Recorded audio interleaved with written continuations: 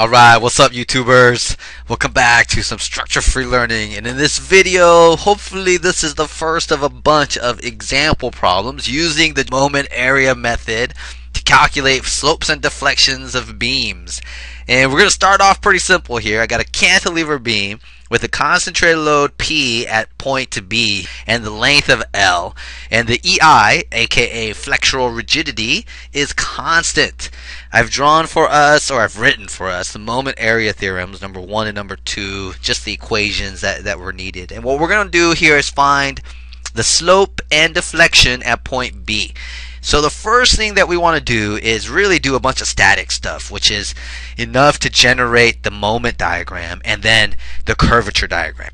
So from equilibrium equations, I know that I have a vertical reaction here at A, which has a magnitude E, and a moment reaction at A, which has a magnitude P times L. And if I draw that shear and moment diagram, I know that my moment diagram will look like this. And hopefully I don't need to draw the shear, but here, why not? I'll draw the shear moment diagram anyway. So the shear is constant, has a magnitude of P. This is the shear diagram. And the moment diagram, because my shear is constant, my moment diagram is linear and has the value starts at negative PL over here and goes to 0.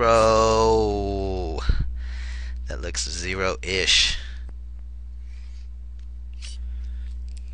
Minus PL. Yes. And here is my moment diagram. And because my EI is constant, I can just straight up divide this by EI, and I would have the curvature diagram, which would have the exact same shape. So, bam, by moment diagram, I have curvature diagram because, again, EI is constant. Now, to calculate the slope at point B here, we have to apply the moment area theorems. And so, going from A to B, and remember, the slope, this moment area theorem 1 is the relative, or the change in slope, going from one point to another. And in this case, we're going to go from point A to point B. And the reason we want to go at point A is because point A is fixed, which means that we know that the slope at this point, or if you let me draw the deflected shape real fast, boom, will look like this.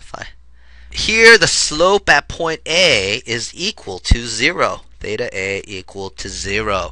And what we want to find is the slope at this point, which I will use purple. I want to find this slope, theta B. What is that? So if I go through over here and if I apply, so I want to apply the moment, I'll apply theorem 1, MA, I'll just call it number 1 right here. And I'm going to go for this, I'm going to go from the slope at B from A is equal to the integral from A to B of curvature diagram M over EI times dx. And really, I'm not going to write a function and try to do it. All I got to do is calculate the area of this bad boy right here. Boom. This area, and that change in slope, which also is equal to the slope at B, because slope at A is equal to 0, is just 1/2 the widths, or the base. This distance was L times the height, which is minus PL over EI, and that tells me this slope is minus PL squared over EI. And if you look at the units close enough, it'll tell you that it comes out in units of radians. Now it's nice that in this specific example that you got a negative result, because the slope at point B is actually negative if we have, based on the coordinate system, that if this is x and this is a positive deflection here, and that would actually be a negative slope.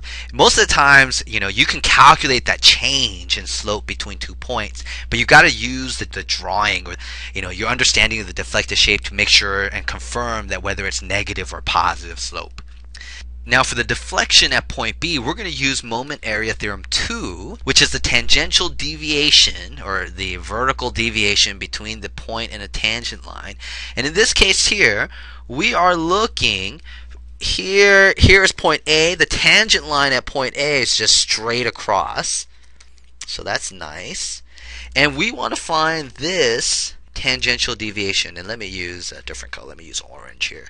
This deviation, which will be the deviation to point B from the tangent line at A. If I go down over here, I want to apply this TB with respect to A is equal to, from A to B, or x bar, times A to B, m over EI times dx, really, which is the first moment of area of this purple shaded area, and the distance x bar, this is the centroid of my triangle.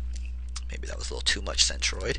Let's go right here. If this is the centroid of my triangle right there, then I would say that this distance to where I want the tangential deviation, this would be x bar. And this would be equal to 2/3 L. So when I apply this right here, this is just going to be 2/3 times L times the area, which we found before, which, I almost forgot the 2 up here. Shame on me. So here, this 2/3 times L times minus P L squared over 2EI, which was the area of that triangle. And this becomes minus PL cubed over 3EI. And what that negative means is that point B lies below the tangent line that we're referencing, if you will. So here, this point B, remember, point B has moved down to here. Here is point B. It lies below the tangent line at A, and therefore it is negative PL cubed over 3EI. And it also happens that in terms of the vertical deflection, this delta B, it's also minus PL cubed over 3EI, indicating that it's below the x-axis. Alright, so hopefully that was a nice introductory example, pretty simple and straightforward. Let's see if we can do something a little bit more complicated next. See ya.